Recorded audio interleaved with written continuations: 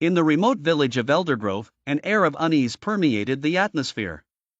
Amidst decaying cottages and ancient trees, the villagers whispered of a curse that plagued their homeland. No one dared leave their homes after dusk, for fear of encountering the elusive shadow walkers.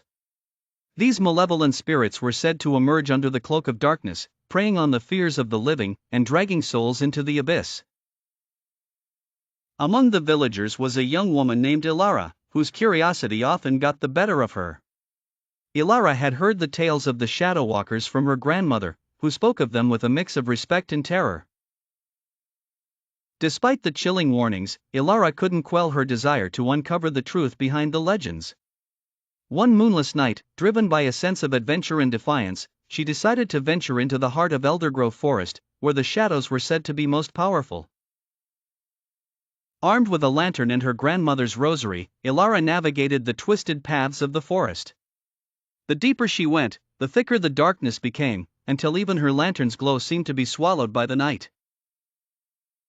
Suddenly, a cold breeze whispered through the trees, carrying with it a series of eerie, disembodied voices. Her pulse quickened as she strained to catch their words. "Elara! Elara, come to us!" The voices were barely above a whisper but were rife with an unnatural longing. Her feet felt like lead, but curiosity propelled her forward, deeper into the abyss. As she ventured further, shadows danced around her, twisting and morphing into grotesque figures. Panic began to set in.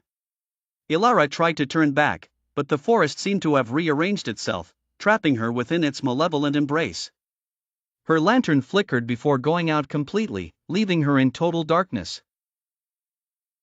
In the black void, Elara felt something icy brush against her skin. She fumbled for her grandmother's rosary, clutching it tightly as she whispered a prayer. The voices grew louder, mocking her, and she could feel the presence of the shadow walkers closing in.